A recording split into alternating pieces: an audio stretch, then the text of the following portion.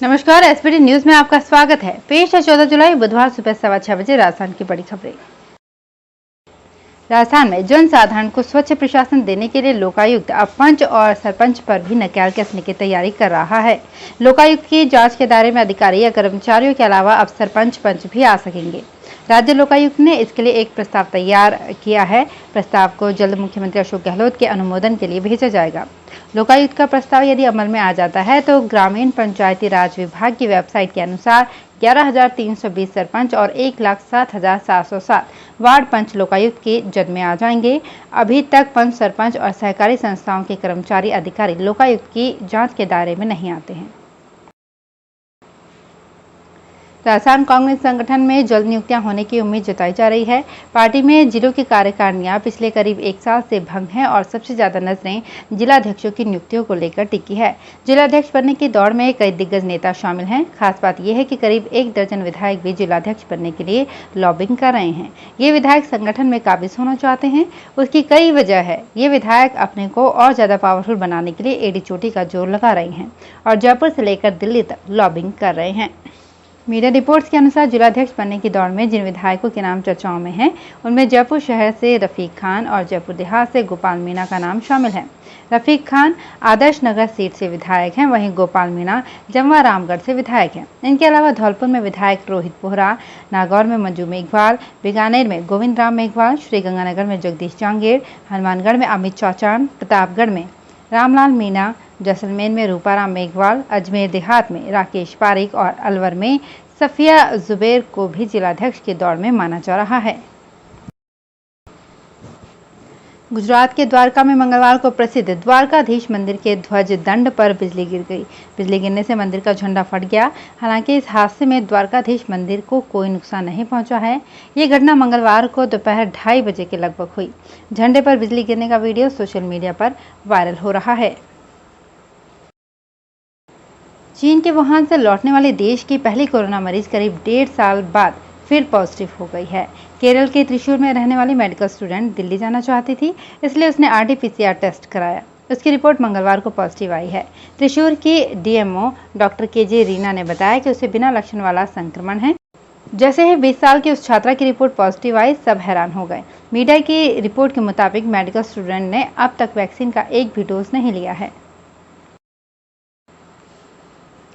Accident में घायल होने वाले लोगों का अब राजस्थान के सभी सरकारी हॉस्पिटल्स में मुफ्त इलाज होगा। इसके लिए घायल व्यक्ति के परिजन या उसे वहां लाने वाले किसी व्यक्ति से कोई पैसा नहीं लिया जाएगा। सरकार की इस सुविधा के दायरे में राज्य के साथ साथ दूसरे राज्य के व्यक्तियों भी आएंगे।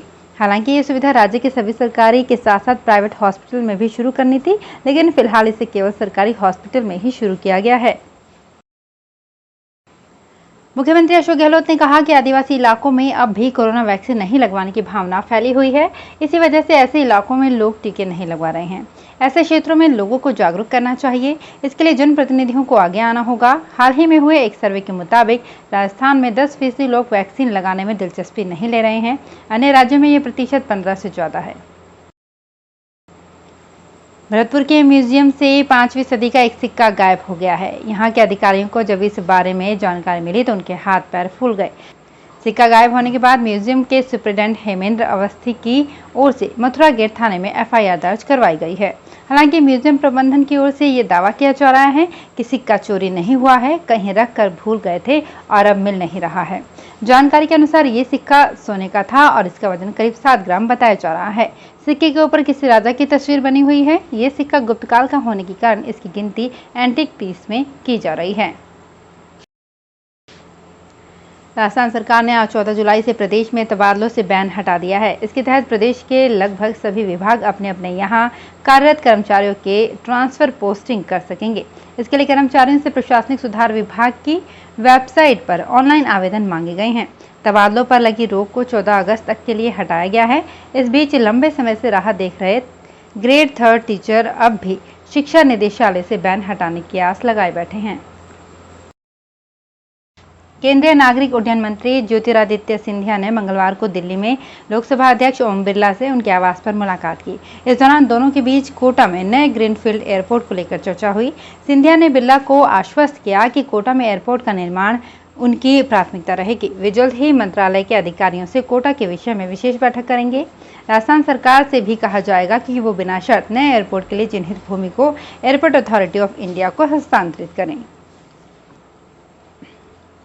राजस्थान के भ्रष्टाचार निरोधक ब्यूरो के एक दल ने मंगलवार को झालावाड़ के जिला अल्पसंख्यक कल्याण अधिकारी को परिवादी से 10,000 रुपये अपने परिचित के बैंक खाते में जमा करवाने के मामले में गिरफ्तार किया है। ब्यूरो के महानिदेशक भगवान लाल सोनी ने बताया कि जिला अल्पसंख्यक कल्याण अधिकारी के कार्यालय में अनुबंध में लगी परिवादी की गाड़ी के बकाया बिल पास करने के एवज में आरोपी अधिकारी ब्रह्म प्रकाश आर्य ने प्रतिमाह के हिसाब से 10,000 कथित रिश्वत की मांग की थी। राजस्थान बीजेपी में अनुशासन का डंडा चलने से आग उगलने वाले नेताओं की जुबान फिलहाल खामोश हो गई है। पार्टी के प्रदेश महामंत्री ने डॉक्टर रोहिताश शर्मा को पहले नोटिस दिया। अब अनुशासन समिति ने एक और नोटिस देकर उनसे उनके दिए विवादित बयानों पर जवाब मांगा है। पार्टी के इस कदम से रोहिताश के तेवर नरम पड़ गए हैं। राजस्थान में कोरोना संक्रमण से राहत लगातार दूसरे दिन भी जारी रही। मंगलवार को बड़ी राहत यूं भी रही कि सिर्फ 8 जिलों में नए संक्रमण के मामले दर्ज किए गए हैं। चिकित्सा एवं स्वास्थ्य विभाग की ओर से जारी आंकड़ों के मुताबिक प्रदेश में 28 नए कोरोना पॉजिटिव मिले हैं।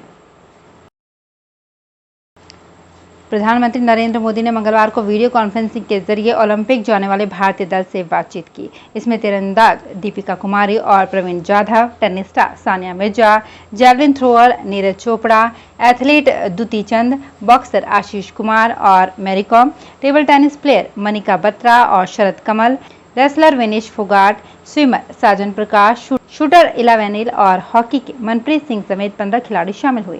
प्रधानमंत्री मोदी ने शटलर पीवी सिंधु से भी बातचीत की। पीएम ने सिंधु से कहा कि टोक्यो में आपकी सफलता के बाद मैं आपके साथ आइसक्रीम खाऊंगा। पंजाब में राजनीतिक गणित को देखते हुए कांग्रेस किसी सिख चेहरे को पंजाब प्रधान का पद नहीं देना चाहती।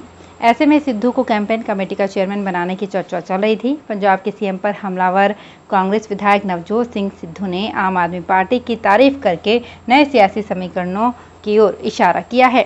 3 दिन पहले आप पर हमलावर सिद्धू ने अब उसकी तारीफ की सियासी गुगली फेंक कर सबको चौंका दिया है। सिद्धू ने मंगलवार को ट्वीट कर कहा कि पंजाब में विपक्षी पार्टी आपने हमेशा उनके विजन और काम को पहचाना है। देश भर में कोरोना संक्रमण के केस कम होने के साथ ही अब लोग बिना डर के एक शहर से दूसरे शहर आने जाने लगे हैं। बस, रेलवे स्टेशन के साथ अब एयरपोर्ट पर भी पैसेंजर की संख्या में इजाफा होने लगा है। इसे देखते हुए जयपुर एयरपोर्ट से एयरलाइंस कंपनियों ने अगले कुछ दिनों में नई फ्लाइट्स का संचालन शुरू करने का निर्णय किया है। 16 जुलाई को दी गई फ्लाइट्स जयपुर से उड़ान भरेगी, जो गुजरात के सूरत और अहमदाबाद शहरों के लिए जाएगी। तो फिलहाल इस बुलेटिन में इतना ही। फिर हाजिर होंगे कुछ और बड़ी खबरों के साथ। एसबीटी न्यूज के और भी वीडियोस को देखने के लिए हमारे चैनल को सब्सक्राइब करें और नोटिफिकेशन पाने के लिए बेल आइकन को प्रेस करें।